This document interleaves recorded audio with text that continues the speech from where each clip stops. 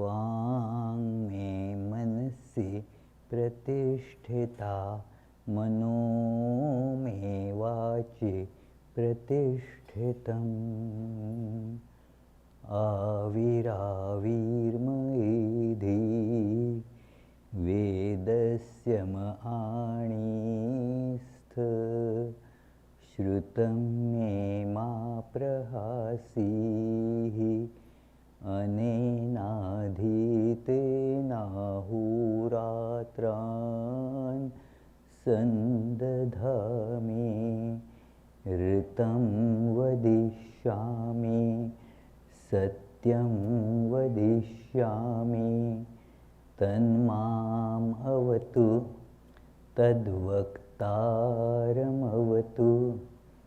अवतु माम् अवतु वक्तारमवतु वक्तारम्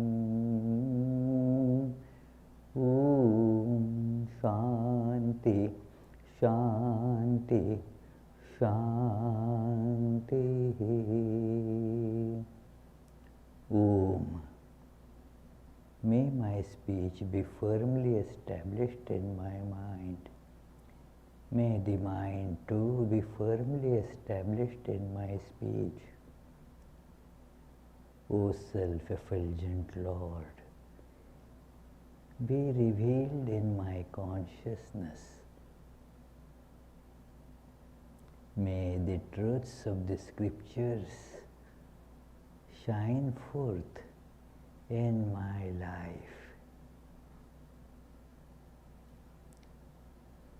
May not what I learn from them ever forsake me. Let me live my life day and night according to their teachings. I shall speak what is appropriate. I shall speak the truth. May that protect me. May that protect the teacher. Om. Peace, peace, peace.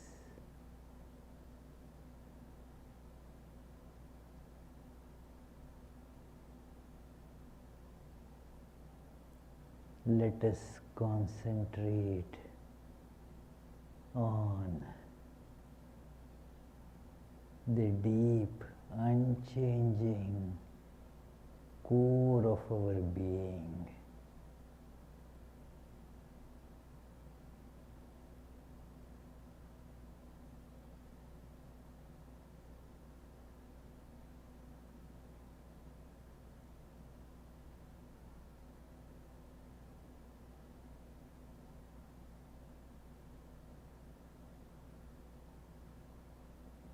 As we concentrate on that,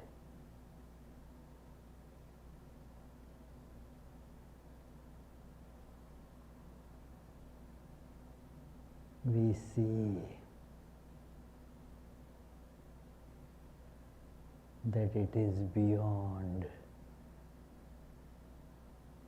time and space.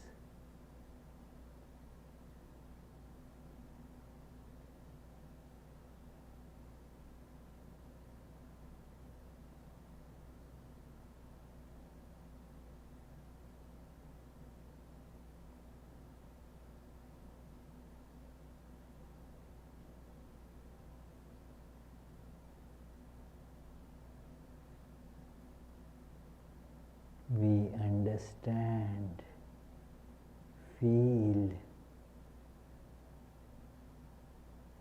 and then experience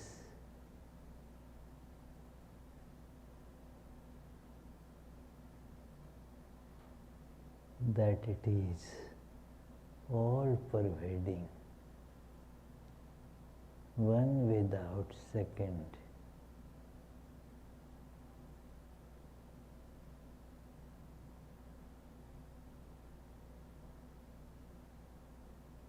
ever perfect, ever blissful.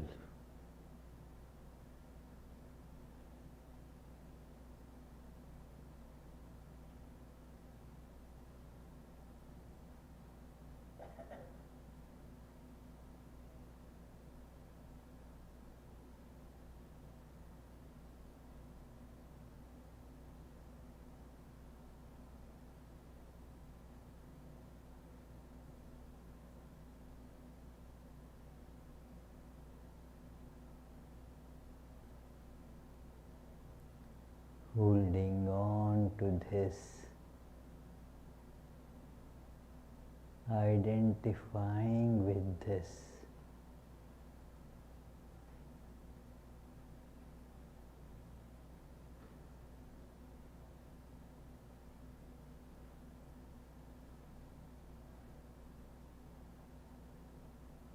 We go beyond all bondages.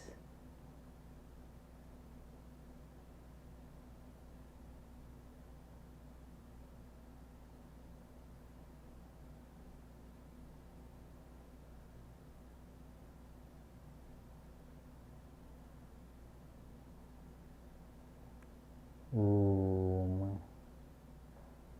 Peace, peace, peace.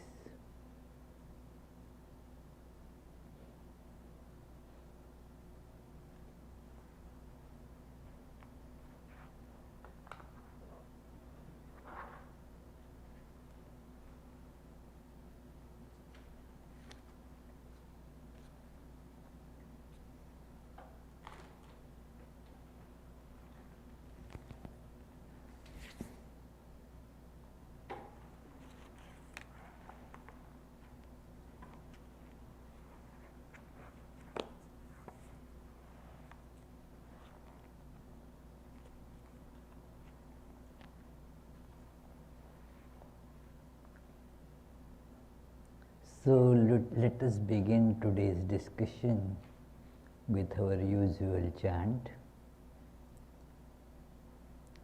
Tava kathamritam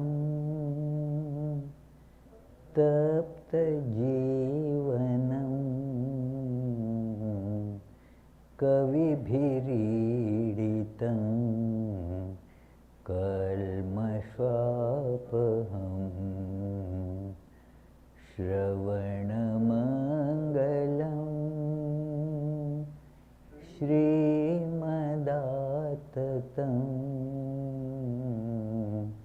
Bhuvi Grinanti Te Bhurida Janaha.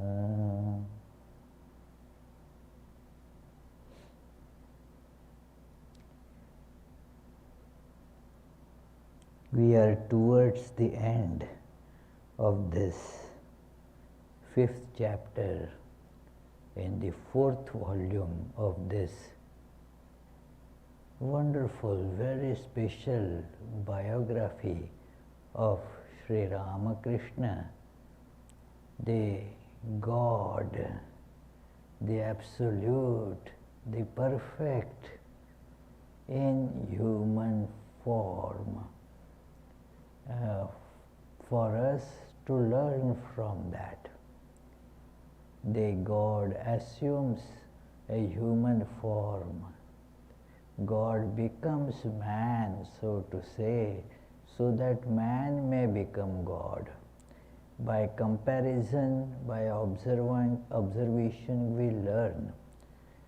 And in this chapter it is described that how Sri Ramakrishna was ever an instrument in the hands of the divine, an instrument with no desire, no individuality of its own. It just plays as the operator does with it. There is no wish of the instrument. all its capabilities. Instrument has capabilities of its own. Like there is this keyboard, an instrument. It has its capabilities. It can never produce the tunes or the music of its own, but whatever music the musician wants to play, the keyboard will lend itself to that service with all its capability. But it cannot imitate another instrument, certain things which are beyond this keyboard. So, for example, it cannot give us the light like these light fixtures can. They are also instruments, but they have different capabilities. But in both cases, being instruments, they don't have their own desire, own wish. They completely express their whatever their operator wants to do with them. So that is how Sri Ramakrishna, his personality, the body and mind were completely surrendered to what he used to call as Divine Mother, or you can understand it as the divinity all pervading, beyond names and forms, beyond time, space and causation, and yet seamlessly appearing as this universe.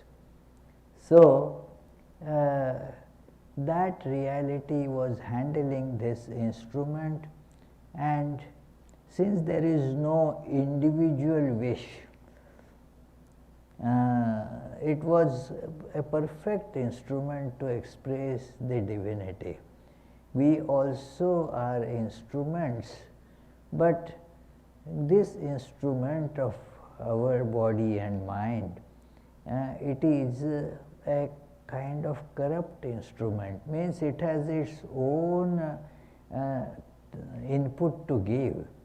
Like we see sometimes when the sound system is not properly placed properly or is not working well, then it produces its own sounds, and now you are listening to what is coming from these lips. The sound, the speakers and all just are bringing that sound to you. But if there is if that instrument is corrupt, distorted, then what does it mean? It makes some such sounds, So therefore, our instruments are like that. The divine will is getting interfered by our own wishes, our desires, and thus it is all confusion. Our lives are full of confusion. So Sri Ramakrishna's life teaches us how to get rid of it. And we have been seeing that towards this end of his life, he is just bringing it out all, like when somebody is going to give up the house. Now whatever has been accumulated in the house over the long stay there, it is all to be now distributed. Earlier the person was giving according to that other person's need. Okay, I will give you this, but these things I may need. So would keep some, give away some. Now the whole house needs to be emptied. He is going to give up that house, the house of this human body. So in the last year or so, everything is being just distributed. So he is appearing now more in the divine aspect, than the human aspect. It is difficult to explain this because the way we can use the words, there is always a big limitation that it expresses this but not that. So, therefore, it is here it is the human form is there, but it was expressing the divine will, but now the divine will is speaking loudly, suppressing the human part of it, that well, now distribute quickly. There is the time is now running out. So we see this in this part that we saw the story of Shashadhar Tarkachudamani, a great scholar coming to visit Sri Ramakrishna, and Sri Ramakrishna, when some such personage would come to visit to talk to him, he was fully aware as associated with human body that he has no learning. Look at that aspect. As the external human frame is concerned, there is no learning, there is no physical, the abilities like giving good speech. He was a stammerer. So he could not even produce proper speech. So many other, he didn't have any prestige as such in society, no money or such things. So he was aware of that, and when therefore a very learned person with lot of acclaim in the society is going to come and visit him, he used to kind of cringe, would get scared and become so nervous. So, but once that human aspect is pushed aside and the connection is now with the divine, the switch is as it were put on. Imagine, just for analogy, for understanding, if the light switch is switched, it is in the off position. Now it will be all dark. If you look at these fixtures, there will be no light there. You may even not be able to see those fixtures themselves in the absence of light. Switch on and then such a transformation. Everything is now lighted, bright. So the Sri Ramakrishna switch got switched on when the scholar came, and now he is the embodiment of supreme knowledge and the divine teachership, which makes all that knowledge flow through his words of great wisdom and erudition, as it were. It is, the two are completely different personalities, like the light fixtures when it is switched off, and these fixtures when switched on, when connected to power, when disconnected from power. So Sri Ramakrishna got connected with the power, and then all knowledge started flowing through that.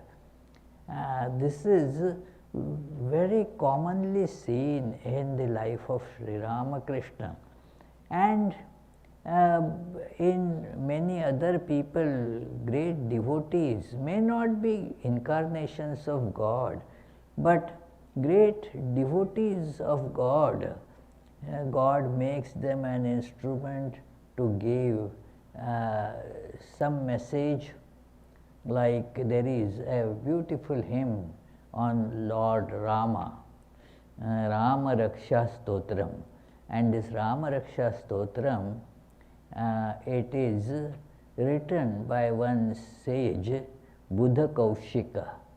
Buddha Kaushika Rishi. Rishi means a seer. So Buddha Kaushika Rishi has written it. But how? He says, Adishtavan yatha swapne Rama Raksham imam harah Tatha likhitavan praptah Prabuddho Buddha Kaushikah. That in the dream, Lord Shiva dictated it, and what was heard was written down when this Rishi woke up.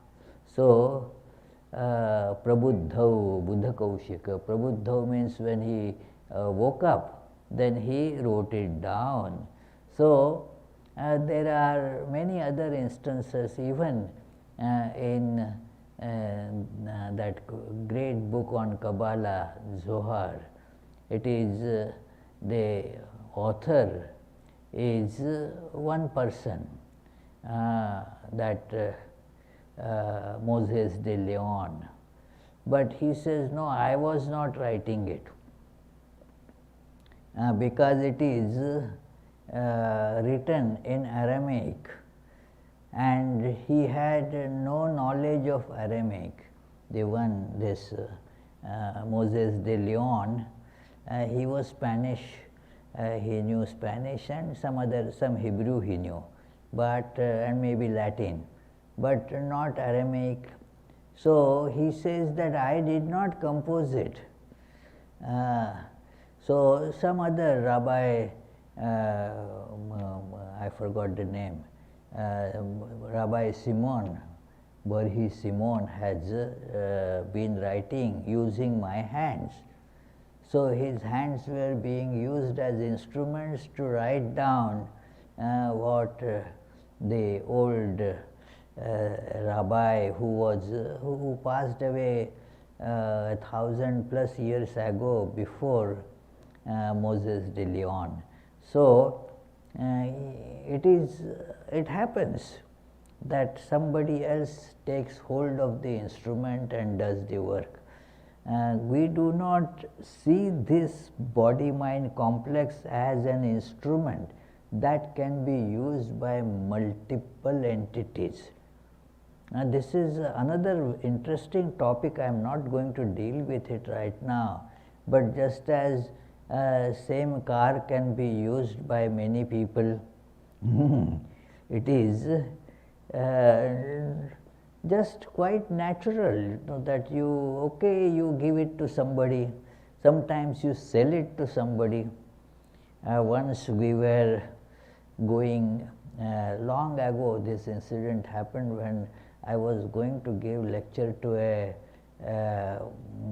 colony of the employees of a government establishment, and they had invited me to give a speech on Swami Vivekananda. So I was going there. A friend of mine was driving me in one car that he had recently bought, but it was a used car. So he was taking me there, and as we entered the factory gate, a funny thing started happening, that in that everybody was kind of very respectfully moving aside. Some personnel, they also did salutations. Another big, that truck from that establishment was coming, so to give us side, it moved completely to the other side, and so we were wondering what's happening. And then the friend who was driving me remembered the reason. "Oh, you know, I bought this car recently from the chairman of this establishment, and people didn't know that he sold the car." So that is why so much honor is being shown to us, that it was shown to the car, that they were thinking that the car is still belonging to that their big boss. So it wasn't belonging to him anymore. In fact, that boss and others came for the lecture, and then they saw the car, and then the wife of that boss said to our friend, "This was our car, we used it for many years. I still have lot of love and affection for this car. Please take good care of it, you know." Yeah, it is like that, she said. What I mean is that the instruments can be used by many. Our bodies also get used by many.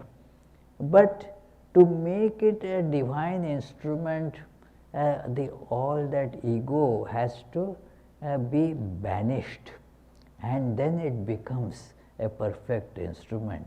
That is how Sri Ramakrishna would get connected to that divine, and all knowledge would just come. And so it was expressed here that how the I felt, this is page 671, some lines in the last paragraph. "Then I felt a current rush towards my head, and the last stress of fear vanished from my mind. I was completely overwhelmed. My face turned upwards, and out of my mouth came an incessant torrent of words. The more I talked, the more I felt that a fresh supply was coming from within, just as when a man in Kamarpukur measures paddy, another person pushes forward a fresh supply. I was entirely unaware of what I was saying. When I regained a little consciousness, I found the Pandit in tears." Pandit means that scholar Shashadhar Tarkachudamani. "In tears, completely overwhelmed." So let us appreciate this phenomena, that completely dependent on this divine will. It is later on also we see that in Kashipur, when he was told, "Well, cure yourself by using your yogic power." He said, "Well, whatever is in the divine will, that will accordingly it is going to happen." And then some devotees remarked, "Your will and the will of the Divine Mother has become one." Yes, that is this instrument. Occasionally, I am reading now his Sri Ramakrishna statement, quotes, "Occasionally, I have this experience. One day, Keshav sent word that he would take me for a boat trip on the Ganges, and being with him, a Westerner, that is, his name is given, Reverend Joseph Clark, who was visiting India. I was nervous that day also, and had to go to the pine grove again and again to answer the call of nature. Out of nervousness that was happening. When they arrived and I got onto the boat, I had the same experience that I did when the Pandit came. I said many things unconsciously. Later, they, pointing to us, said, "You gave much wonderful advice." But you see, I was completely unaware of it. how can we understand these wonderful experiences of our glorious Master? An extraordinary power enacted its divine play through his body and mind, inexplicably attracting any person it liked to Dakshineshwar and giving that person the ability to reach a higher realm of spirituality. This is the language that Swami Saradananda has used in original Bengali, and same in translation also. That kind of language has been preserved, although it is a bit cumbersome, these long sentences with multiple clauses connecting each other, connecting with each other. It is difficult for mind to keep track of it. But the reason for this and the beauty of this is that it is a connected whole. So very difficult to split into different sentences. You can split, but then it does not bring that wholeness in our understanding. So Swami Saradananda has resorted to this arrangement of sentences that look at this, that it is an extraordinary power enacted its divine play through his body and mind, inexplicably attracting any person it liked. So now it means the divine power, that power liked, and where the attraction would be to Dakshineshwar and giving that person the ability to reach a higher realm of spirituality. Now what was the whole idea there? That person will become then an instrument of further spreading this tremendously enlightening message. This message, as a particular body, Sri Ramakrishna cannot go everywhere. So he would transmit it to different people through, and those people would come to him by a certain divine will and then receive it from there and become secondary illuminators, as it were. Swami Vivekananda was the greatest instrument to illumine the entire globe, as it were, through his powerful lectures. As I mentioned in the beginning, the instruments will have their own character. They have their own capabilities. Every instrument is not capable of doing what it cannot. You cannot imagine that the Divine Mother would use the instrument of Sri Ramakrishna's body to give these lectures all over the world on all philosophical topics. It cannot be, it is not for that instrument to do it. It is that Sri Ramakrishna's instrument was giving it to somebody, like certain these notes cannot be produced, certain sounds cannot be produced by keyboard, but then the same tune can be played on another instrument which has those sounds. So similarly, we took a drastic example like the keyboard and the light fixtures. They are different instruments. So Sri Ramakrishna is an instrument suitable for giving this power to many people, from where it will then spread. So, like Vivekananda could give lectures. He was the orator by divine right, as described by many great scholars of that time, that here is the orator by divine right. So, Sri Ramakrishna cannot be looked into in that way. That instrument would not last. So,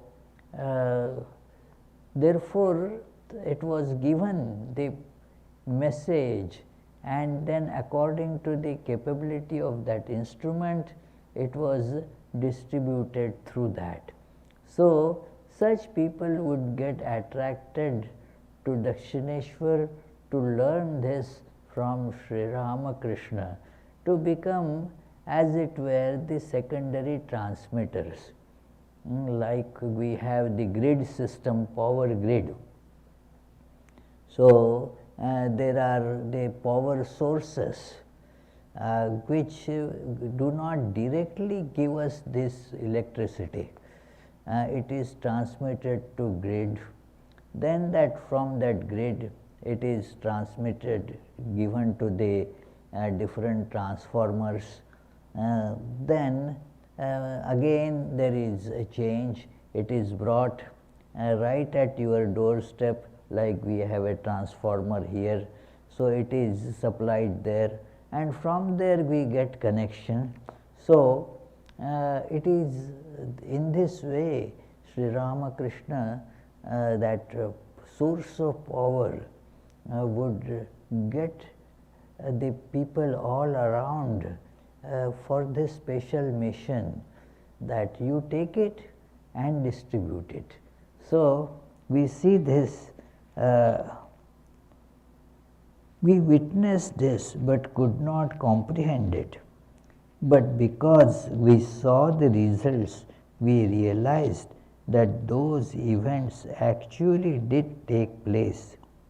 Many times we saw a malicious man come to Master with hostile intentions, but when the Master touched that person while in ecstasy and overwhelmed him with that divine power, his inner nature began to change. From then on, that man would be blessed with a new life. Now, these are words, but you see, one can see that these things, that the initial approach of somebody, not only then, but even now, so many come to Sri Ramakrishna with not an approach of, say, devotion. There is some hostility. There is the idea that, oh, what is there here? Let me just remove this person's misunderstanding. But then the effect actually is very different.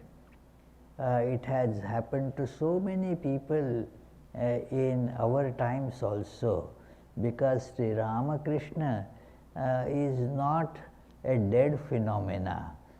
It is a living presence.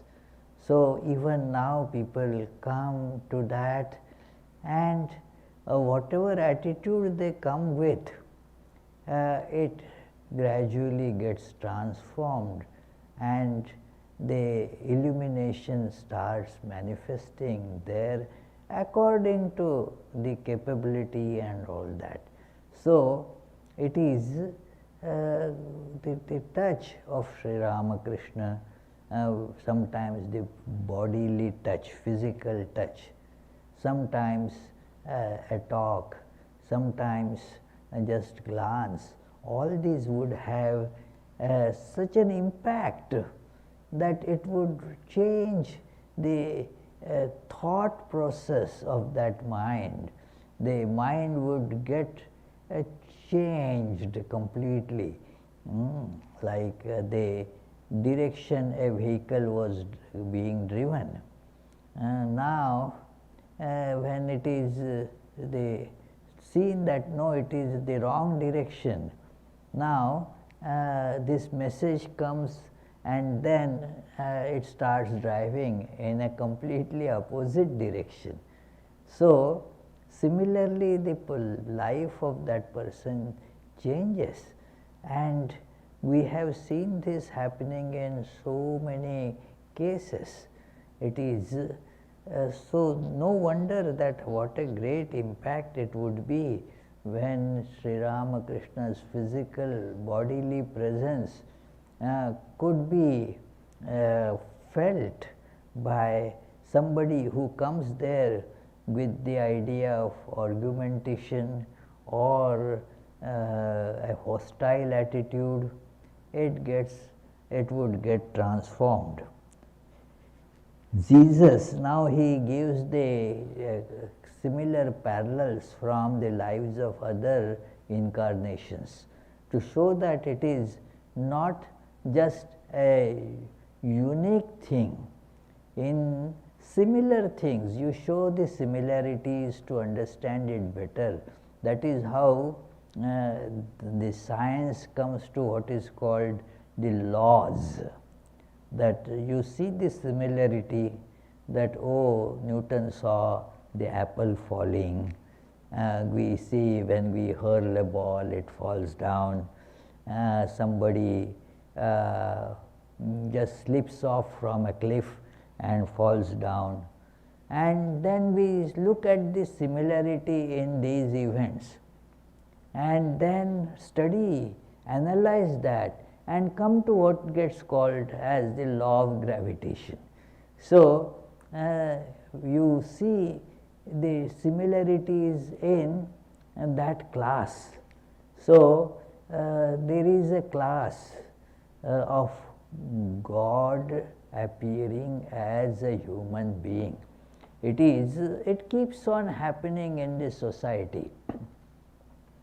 For centuries or thousands of years, for millennia, we have observed the history has observed such personages coming to teach humanity. As Lord Krishna describes this, that I come again and again, I assume form. So, I means here not that Sri Krishna is referring to one form of his, but here I is referred to something that is beyond form. That I, the divine, assumes various forms. I mentioned that the same instrument can be used by many. There is the exactly opposite phenomena, that the same being can use many different instruments. Just as Adam can work on this computer as well as that computer and so forth. He can drive one car or he can drive another car.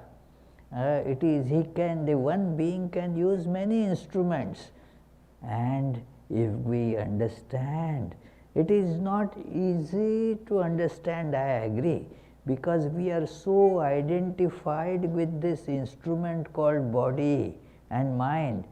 We think that that is I. Imagine, if you think that that car is I, now you cannot use another car because this car is I. Now, when you understand that car is instrument, not you, so you can leave one car and get into another car and drive it. There is no problem.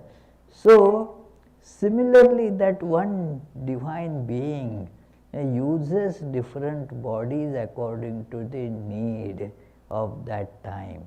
Need of time, yes, it is very important. The society changes. the circumstances in which people are living, they change. They throw various different challenges. According to that, the new instrument gets chosen. So, but you see this idea that how the previous incarnations also have exhibited these things in their lives makes us understand and accept these facts of Sri Ramakrishna's life. When we see that it is just unique, then we doubt it. It might not be the case. But when we see that this is a pattern, this is not just one occurrence, but in such class it is a common thing. It is not common in general population, but it is common in this class. Like going to school is common in class of human beings, not in the whole category of all animals and other creatures. You don't see them going to school. They don't have the schools established for them, and they certainly hugely outnumber human beings. So, exactly like that, this class of incarnations, they are certainly very few, as human beings are very few compared to the category of all other creatures and so forth. So, this special class of human beings, you can see that the same similar ideas are expressed in their life also. So, he has taken the examples of Jesus and Chaitanya here. Jesus transformed the life of Mary Magdalene, a court scene, with a mere touch. When Chaitanya, in ecstasy, sat on a man's shoulder, the man's doubt, disbelief, and other heretical feelings were quelled, and he obtained devotion to God. On reading about similar events in the lives of previous avatars, we used to think that those stories had been concocted by generations of their disciples to develop fanaticism and attract a large following.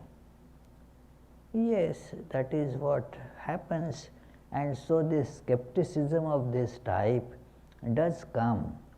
And well, Sri Ramakrishna's touch, when you see the life of Sri Ramakrishna and very trusted accounts of his life, one thing that the incarnation of this age, Sri Ramakrishna, brought with him was the proper chronicler of his teachings. The direct disciples wrote the biography. Also there is a picture, a photograph of Sri Ramakrishna, before the age of this Photoshop distortions to it. But what it means is that such a person did exist. With past incarnations, people have did the paintings according to their imagination, and therefore it creates the doubt whether such a person ever existed or not. Many think, did Jesus ever exist? Because you see various pictures, very different and contradictory stories of his life, and all such things. So therefore there arises a question whether such a person existed or not. This happens with all previous incarnations, and that has been discussed before, that why a new incarnation is necessary. Because those stories are now not acceptable to people, like Lord Krishna. Well, did he really live? Was there such a thing? Or it is all just concocted by the storytellers? It could be, if you go by the facts that are associated and told in the books, then you see so many hundreds of mutually contradictory references. You don't know how he looked.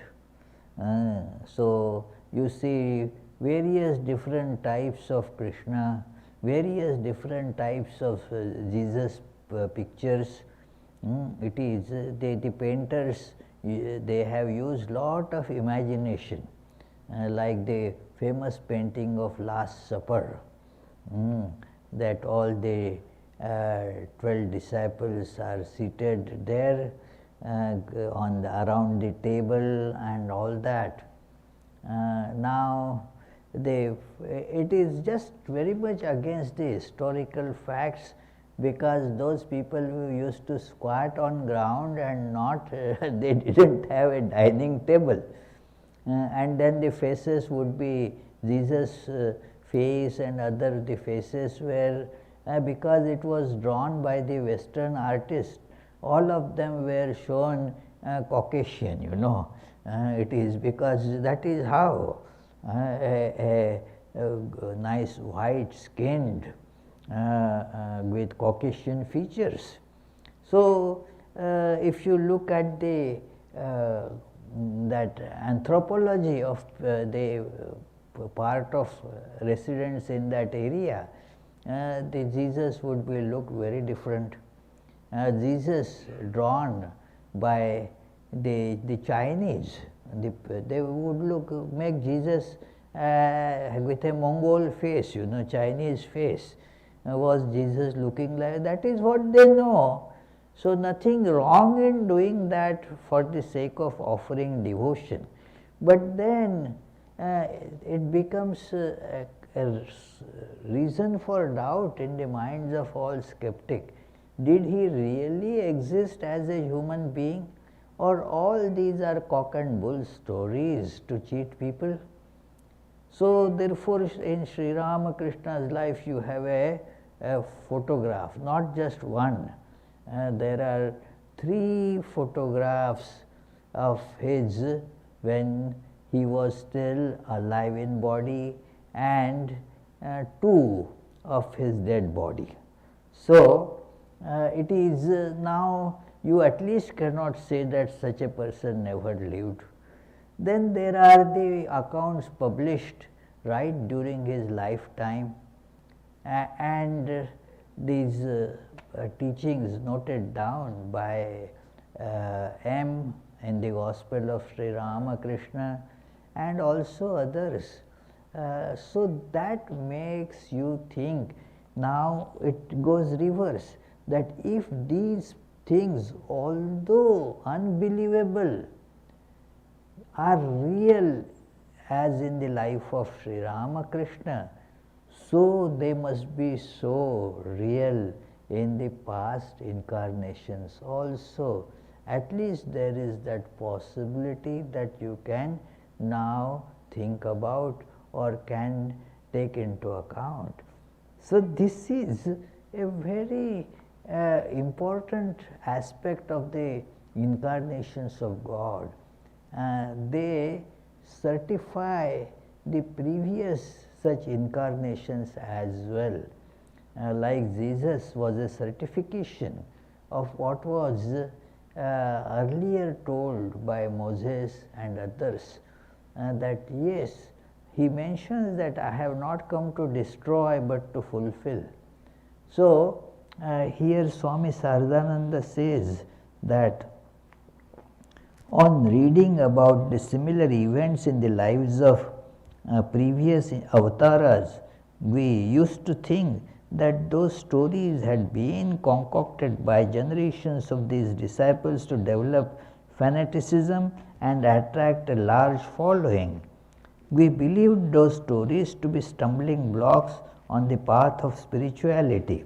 We remember that when we read in the Bhakti Chaitanya Chandrika, published by the New Dispensation, that is the Keshav Chandra Sen's sect of Brahma Samaj, New Dispensation, about Chaitanya losing outer consciousness when he chanted Hari's name. We thought that the author had lost his mind. How narrow-minded we were then! What misfortune would have befallen us if we had not met the Master? But after knowing the Master, we are now in the position described by this saying. It is a Bengali saying that we don't know how to thatch, but we know the right kind of straw. Any Bengali person can tell what exactly the Bengali words. I didn't see the Bengali expression. Do you know, Abhijit, that it is, we know the straw, we don't know how to thatch, but at least we know the straw. What it means, actually, I saw the other translations, Marathi translation. It says that, well, you know that you cannot thatch the house, but you know at least what kind of, if the straw used is good straw or not, or whether this thatching of the roof has been done properly or not. You can know that. The idea there is that by looking at Sri Ramakrishna, now you have the yardstick to see what really is the spiritual or religious message which is genuine, and as you can separate it from all that is passed on in the name of religion. It is all cheating and frauds and everything that go under that. But how to separate that? So Sri Ramakrishna's life becomes the searchlight in which we can see these things. And I can see that in my personal life, that how I used to laugh at these stories of Krishna and other, that the message might be great, okay, but then how all these cock and bull stories about them. So it didn't hold any attraction for me. I used to debunk them. But when these accounts of Sri Ramakrishna's life were read and studied, then the things completely become changed. That if this is possible, and this has been actually verified, this is possible, then that also could be possible. So it is, that is how the understanding changes. Now that we know that one can directly impart devotion, faith and other spiritual qualities to others as though they were tangible objects, we are waiting with confidence to attain immortality by the grace of the infinitely merciful Master. So it can be given, like somebody can be given, say, hey, take the $5 I can give, or I can give you certain things. So spirituality can also be transmitted if you come in touch with that. It is a commodity in a way. By word commodity doesn't mean here that you can buy it by paying some dollars, but it is a commodity that such great teachers can give you if you are able to receive it. It is the test is that receptivity. If we have that receptivity, then it can be given to anyone. So this ends this chapter, and next chapter, rather next two chapters are the another great example of how this transformation happens. Again, it may appear to be just a funny, unbelievable story. Swami Saradananda has in this book shown, taken up in details only two examples of how Sri Ramakrishna's this message was totally given, completely given to people. Many examples were there, but he has taken two to discuss them as they illustrate. One example is this this Gopal's mother, Aghormani Devi, that will be taken up. Another is Narendranath, Swami Vivekananda. So this volume will in a way conclude after these two chapters on Aghormani Devi, Gopal's mother.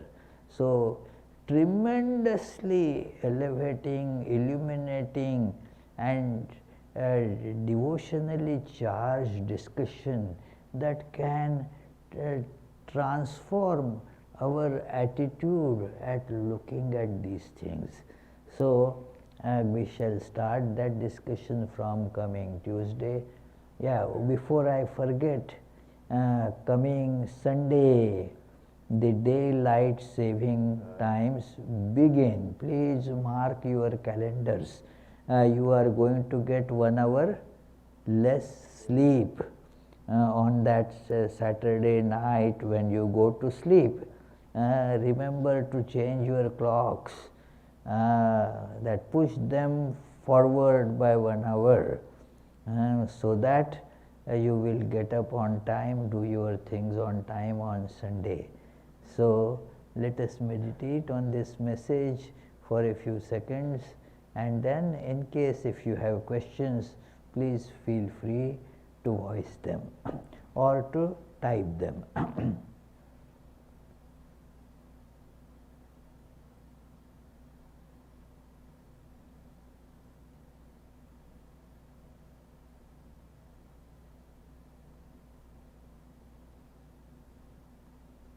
Yes, please. Okay, yes, Charlie. You said that an incarnation comes to fulfill the needs of the society. What kind of society would need an incarnation that leads to fanaticism? Leads to? Fanaticism. An incarnation needed to cultivate fanaticism? Yeah, what kind of incarnation fulfills the need of a society that leads to fanaticism? Well, that it is not something that is given by incarnation. Please try to understand the question, that what incarnation fed into the fanatic attitude of society. No, it is the failure of the society, the need of the people. It is the Shankaracharya elucidates this, that why this happens, that the message gets corrupted and one becomes fanatic.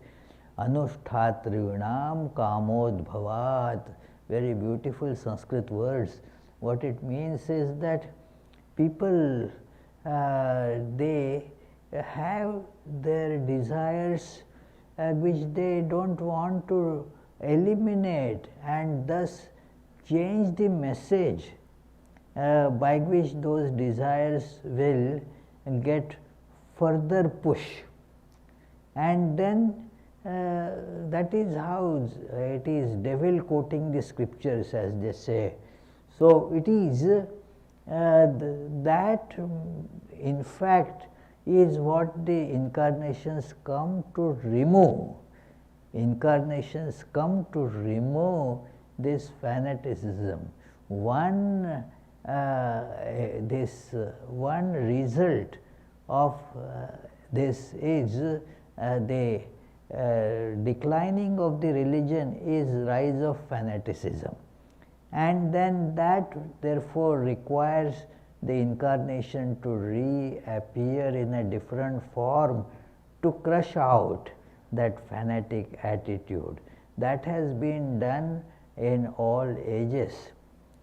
It is no incarnation has come to increase the fanatic attitude. The fanatic attitude, see what is behind the fanatic attitude? I am better than you. That is how it is based on the ego and the desire to become superior, to show oneself superior to other, and that leads to fanaticism. Incarnations means God incarnates to exactly to stifle that attitude and not to give power to it. Any other question?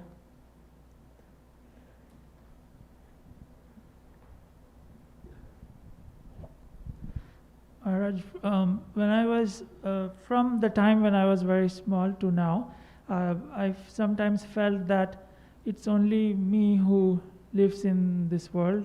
So like I felt like this when I was very little till now, that it could be that only I am living in this world, and whichever direction I look, that part becomes alive, and I am confused if everything else is actually happening, or whenever I go to that part, only then everything happens, and actually nothing else happens behind me or in other parts of the world.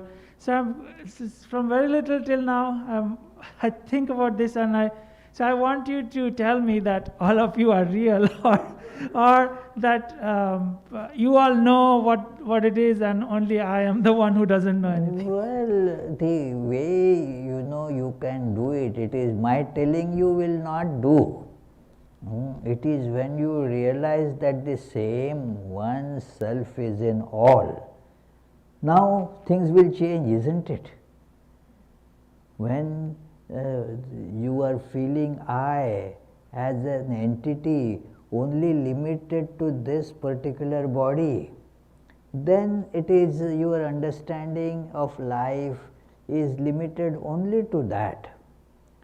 Now imagine that the same I is in all, in every being. Now everything becomes real, isn't it? Everything becomes alive by knowing that the same one without second self is in all. It does happen wherever we see the one self or connected self. Like mother feels the pain of the child. Why? It is not happening to her body, but then she identifies that the same I is in the child as well. A connected relationship is there.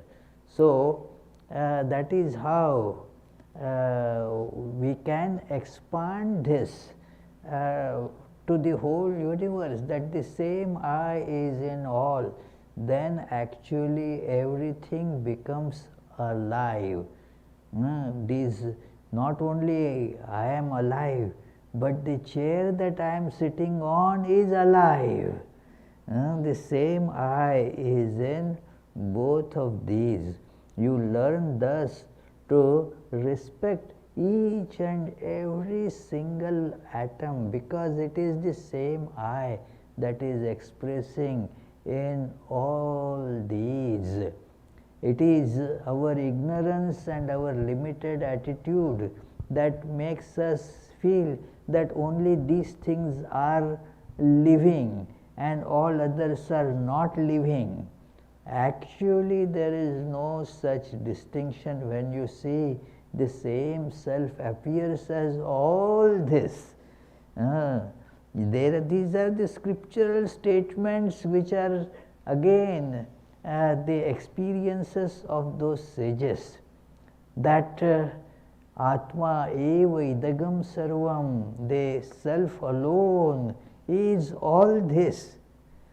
That same, the self is not just this hand, like that, but everything is the self alone. So, what one needs to do is properly strive to get that experience by doing the practices prescribed by these people. Yeah. Any other question there upstairs? Yes, there is one web question from Chris Bartolota. Pranam Swamiji. Pranam. If the avatar comes to remove fanaticism, then why did Chaitanya Dev preach the supremacy of Krishna alone? The avatar does come to remove fanaticism. Now you have to see that situation there. It is therefore, there is a historical narrative to that avatara's message, that the Krishna that Chaitanya Mahaprabhu is preaching is not a fanatic entity. It is certainly, then it becomes a kind of sect, and that can fuel fanatic attitude. But that is not what Chaitanya did.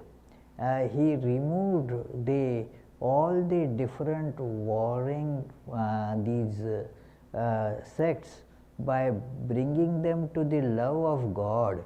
That love of God is then called love to Krishna. Krishna is the one that attracts. So, that is the meaning of the word Krishna.